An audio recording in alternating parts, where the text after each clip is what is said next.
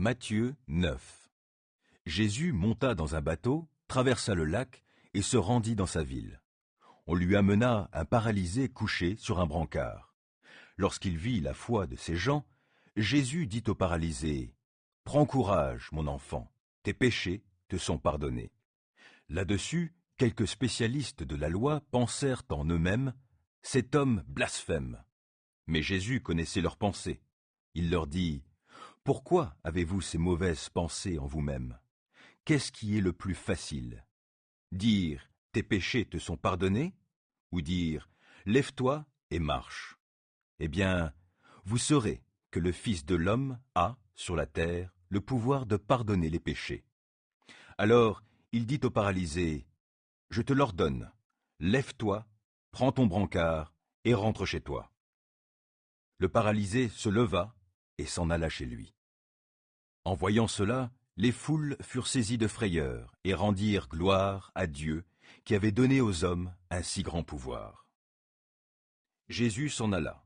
En passant, il vit un homme installé au poste de péage. Son nom était Matthieu.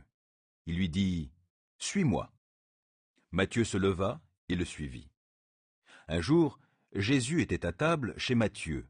Or, beaucoup de collecteurs d'impôts et de pécheurs notoires étaient venus et avaient pris place à table avec lui et ses disciples.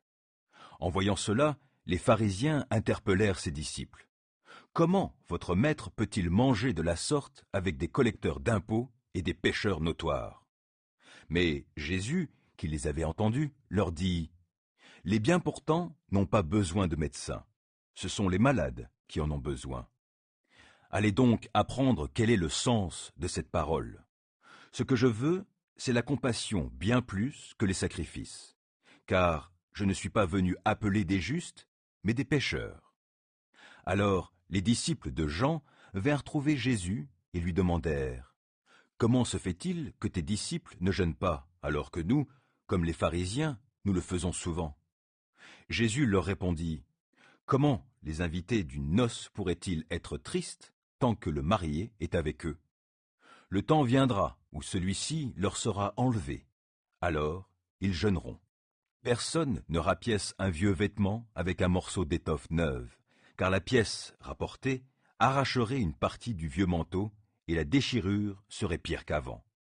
De même, on ne verse pas dans de vieilles outres du vin nouveau, sinon celles-ci éclatent, le vin se répand et les outres sont perdues. Non, on met le vin nouveau dans des outres neuves. Ainsi, le vin et les outres se conservent. » Pendant que Jésus leur disait cela, un responsable juif arriva, se prosterna devant lui et lui dit, « Ma fille vient de mourir, mais viens lui imposer les mains, et elle revivra. » Jésus se leva et le suivit avec ses disciples. À ce moment, une femme qui souffrait d'hémorragie depuis 12 ans s'approcha de lui par derrière et toucha la frange de son vêtement. Elle se disait, « Si seulement j'arrive à toucher son vêtement, je serai guérie. » Jésus se retourna et, quand il l'aperçut, il lui dit, « Prends courage, ma fille, parce que tu as eu foi en moi, tu es guérie. » À l'instant même, la femme fut guérie. Lorsque Jésus arriva à la maison du responsable juif, il vit des joueurs de flûte et toute une foule agitée. Alors il leur dit, « Retirez-vous, la fillette n'est pas morte, elle est seulement endormie. » Mais les gens se moquaient de lui. Lorsqu'il l'eut fait mettre tout le monde dehors, il entra dans la chambre, prit la main de la jeune fille, et elle se leva. La nouvelle de ce qui s'était passé fit le tour de toute la contrée. Lorsque Jésus partit de là, 2 aveugles le suivirent en criant, « Fils de David, aie pitié de nous !» Lorsqu'il fut arrivé à la maison, les aveugles s'approchèrent de lui. Il leur dit, « Croyez-vous que je peux faire ce que vous me demandez ?»« Oui, Seigneur, lui répondirent-ils. Alors il leur toucha les yeux en disant, « Qu'il vous soit fait selon votre foi. » Et aussitôt, leurs yeux s'ouvrirent. Jésus ajouta d'un ton sévère, « Veillez à ce que personne n'apprenne ce qui vous est arrivé. » Mais, une fois dehors, ils se mirent à raconter dans toute la région ce que Jésus avait fait.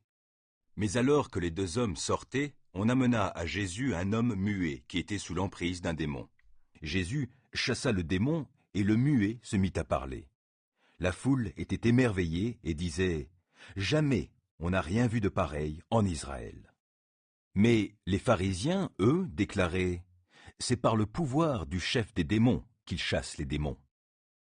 Jésus parcourait toutes les villes et tous les villages pour enseigner dans leurs synagogues. Il proclamait la bonne nouvelle du royaume de Dieu et guérissait toute maladie et toute infirmité. En voyant les foules, il fut pris de pitié pour elles, car ces gens étaient inquiets et abattus, comme des brebis qui n'ont pas de berger. Alors il dit à ses disciples, « La moisson est abondante, mais les ouvriers peu nombreux. Priez donc le Seigneur, à qui appartient la moisson, d'envoyer des ouvriers pour moissonner. »